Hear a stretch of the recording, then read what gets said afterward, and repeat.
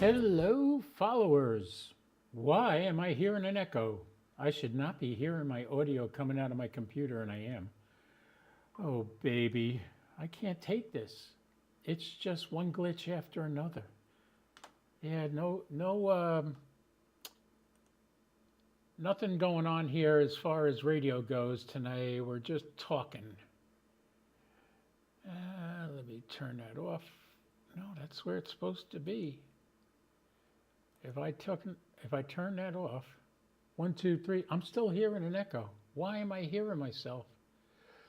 You know, this week has been a kick in the butt. That's the easiest way for me to put it.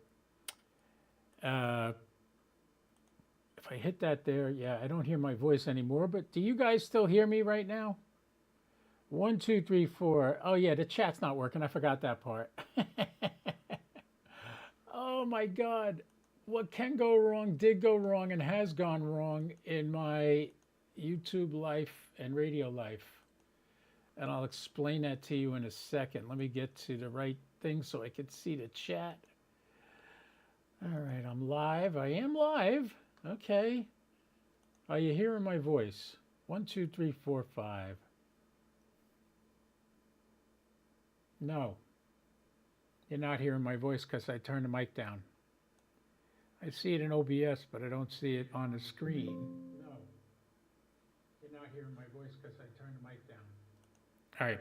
But I still have reverb on my voice, which I don't know where it's coming from. Oh, spatial sound. Is spatial? It says it's off. I don't know. Anyway, guys, if you chat with me on YouTube, I can see it, but that's the only place I can see it. If I turn off my speakers, I'd lose the echo. Oh, if I just turn the volume down on that. 1, 2, 3. Oh, that's better. Now I'm not hearing the echo, but it's still there if I turn my speakers on, which I don't want to do because it's screwing me up. Anyway, I just figured I'd come on here for a rag chew or a rag session. Life has not been easy the last couple of days. If you saw my desktop, I'll show it to you. Here we go. See that? That big empty space there between the 7300 and the speaker? Yeah, there's no 9700 there, is there? Yeah, the 9700 is on its way back to ICOM. I worked with the guys from the SAP box, the engineers and stuff that developed that. And what we found was the voltages coming out on the CIV port were wrong. And as a result, the SAP box was not controlling the radio. And that happened on 2 separate SAP boxes with 2 separate control cables. So the control cables test good, the SAP box tests good, but it's not working. So I had to shut it down and send it back to ICOM. It cost me almost $200 to just ship it to ICOM. So I'm praying they're able to fix it. And I will suggest anybody buying any radio, get the extended warranty because these are quirky things and stuff happens. So that's the major gripe I have today. I hope the audio's all right because I was having issues. Let me just listen.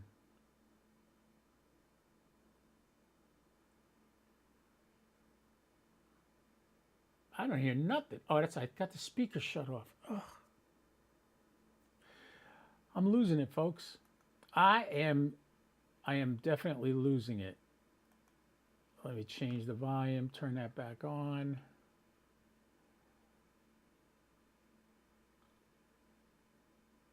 It is on.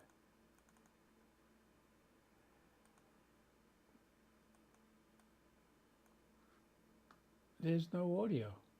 Why is there no audio coming out now?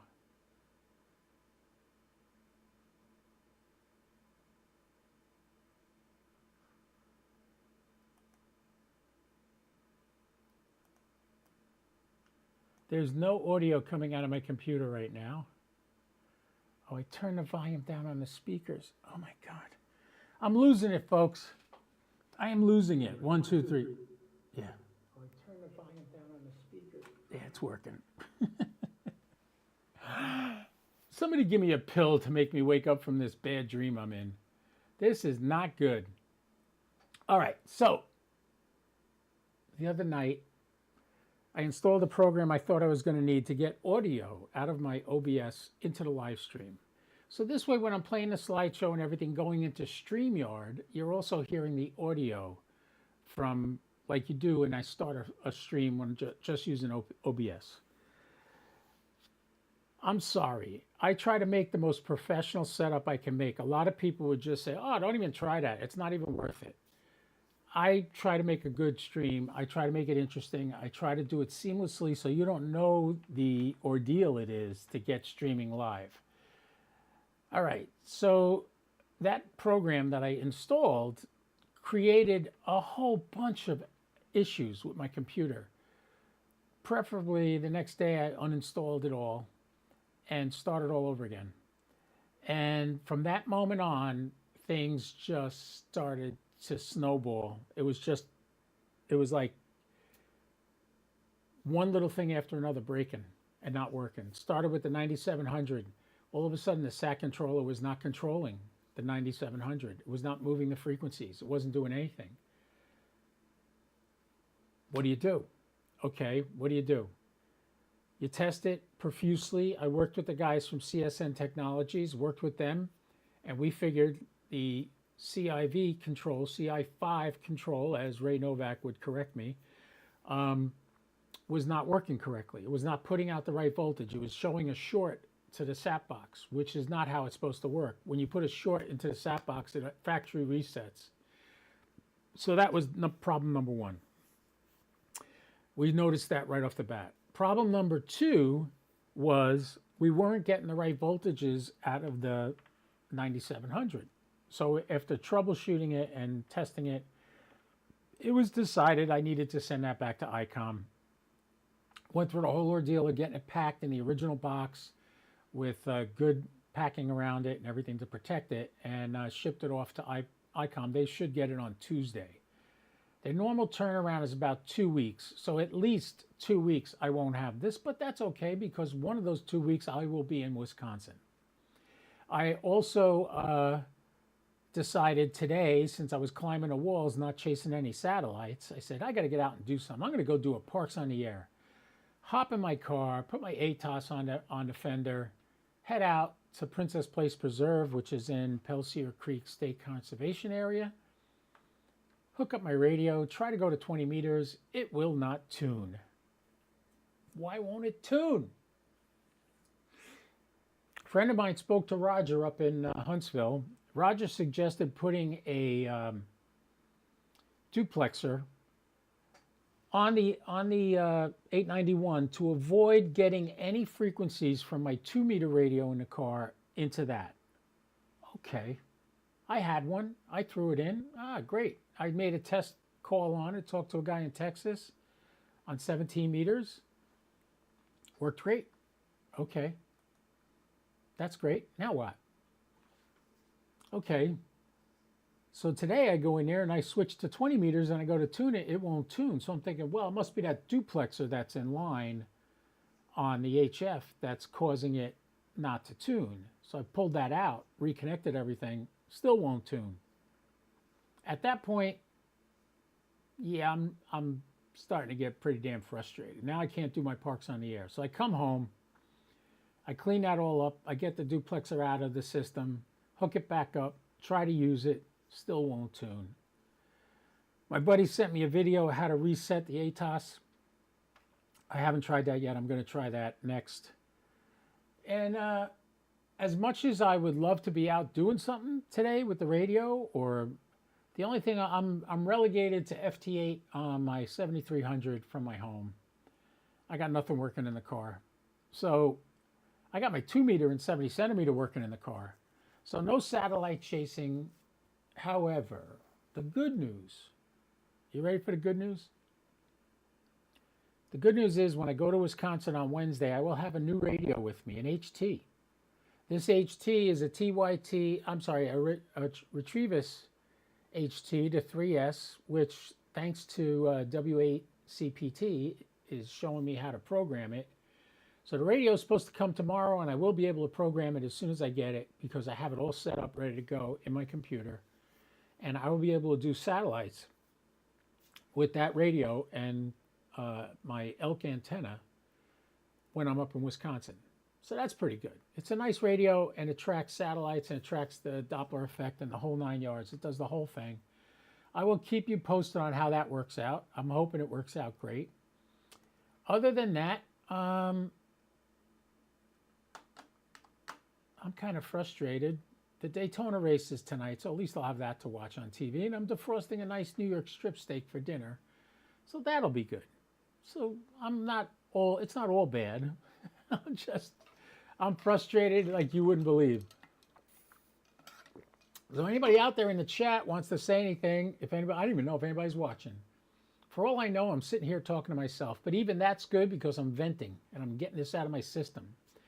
I'll tell you, my friend and mentor, Jim, ND1C, he got hit by lightning a couple of weeks ago. His repeater got blown up and his computer got blown up and his 7610 got blown up. It's just ugly. It was bad. And he's climbing the walls not having his radio. And now I understand exactly how he feels. And as soon as I get my 9700 back, I'll be back on the air. By the way, did you check out the videos by Josh, by Ham Radio DX, the new ICOM radio that's coming out? It's going to run about, they said 577,000 yen or 877,000 yen. It translates to English American money as $6,000. So I don't have $6,000 for a radio. I hope I can get up $3,000 for a 7610, but this radio is nice. It's a separate head and unit. So the radio is in a box and it's connected to the head via a Cat6 cable. So the radio and the head don't have to be in the same place. They could be in completely separate places. Pretty nice. And it has just about everything there is to have, all mode, dual receive. Looks like an amazing radio, but it's going to be like $6,000. And probably after it's been out 5 or 6 years, it'll drop to maybe $5,000, hopefully, if there's enough demand. Beautiful radio. It absolutely looks beautiful. So look into it. And then Yaesu also announced their new radio is a mix between it looks like a giant 500. I can't tell the size by looking at it, but the screen is 4 inches.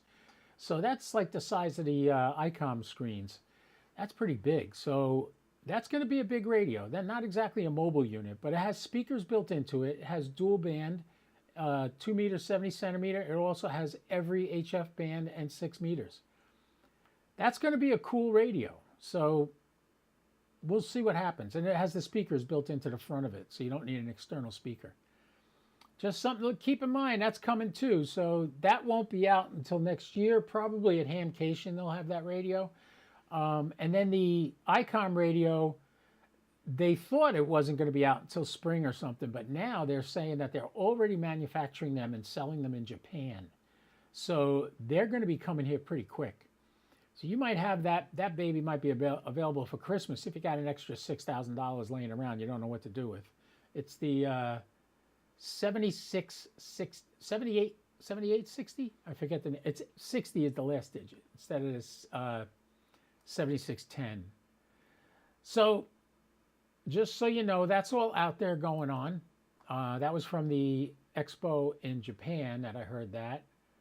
And let me just check something. This should be on my Facebook also. Let me just jump to my profile on Facebook. Yeah, it is. I'm streaming live there too. Oh, and I got the closed caption on there. Isn't that cute? Anyway, I hope you guys are doing well. Nobody seems to want to chat today. That's okay. You're probably out enjoying the beautiful weather, although I was just about to go out to the pool and it started drizzling. So it's Florida. I'll wait 10 minutes. It'll be nice in a few minutes. That's the update. That's why you're not seeing me doing any live satellite passes, even though we got some good passes going on. But I'm watching Ellie and Speech. She's doing the interview. Actually, she covered the press conference from NASA. It turns out Sonny and Butch ain't coming back until February of next year. And they're going to come back on a Starliner. NASA does not have faith in the Boeing Starliner. So they think they know what went wrong. They think they know how to fix it, but it's so many ifs they don't have the guts to put humans back on it and fly it back to Earth. So they're going to fly it back to Earth without the humans, and hopefully they'll figure it out and get another version of it going up soon. So Sonny and Butch, who flew that test flight mission up to the space station and had errors along the way, they're going to stay there as part of the Crew 9 crew, which is launching sometime in September. And they're going to go up with 2 less astronauts and have 2 spacesuits in them for Sonny and Butch so that they can come back on that Starliner in February. One of the big issues here is they have a rule. NASA has a rule. However many people are on the ISS, there has to be a seat for them to escape if there's an issue. And right now, they don't have that. They have more people on there than they have seats that can fly them home. So they're violating their own rules. So let's pray nothing happens to the space station while they're in there, where they would have to evacuate. Let's hope everything's fine and they end up getting back safe. But Butch and Sonny was supposed to be the first woman to go to the moon and land on the moon in 2027, I believe. And at this rate, they ain't going to be going to the moon in 2027. They got issues. So keep them in your prayers if you pray, and we'll keep an eye on that. It's a very, I'm seriously into the space program. You knew that. So anyway, in the meantime, keep yourselves busy. I'm going to try to do some Parks on the Air up in Wisconsin, and I'm going to try to do a little satellite contacts while I'm up in Wisconsin. So wish me luck. I'll be there. I'm seeing my mom. My mom's 93. My birthday is during that time, and she wants to be with me for my birthday, and it's hard for her to travel. So I said, I'll come to you. So she said she'll pay for the airline fare. I was like, you don't have to. No, I'm paying. All right, Ma. I don't argue with my mother. I accept everything she gives me. I love my mom. She's 93 and she's still here. We joke that she's going to outlive all of us. The way it's going, it looks that way. Anyway, so yeah, I'll be gone from the 28th till September 4th. And when I get back on September 4th, my 9700 still won't be here. So I got to deal with that. And working on getting some funds together to pick up a 7610. I'm close, but I'm not there yet. And I don't want to put it on a credit card. So I'm not doing it yet, but we'll get there eventually. So I hope you guys are doing well. Nobody's chatting. Where is everybody? You want to look at the antenna? Yeah, look at the antenna. There it is. Oh, I don't have it open. Let me open the antenna. The antenna is lonely up there. I'm going to be dropping the. I'll be dropping the antenna down before I leave. We don't want a new update. We just want to see the antenna. Show it to me. There it is. There's the antenna. Oh, it looks so pretty up there. Oh, good. The sun's going to come out. It's got blue sky. I'm going to go in the pool. All right, boys and girls. I hope you enjoyed this little brief interlude from your daily routine and go back to doing what you were doing. But remember, don't do anything without me. Or don't do anything I wouldn't do. At least not without me. That's the line. 73, everybody. Be well. I'll catch you soon.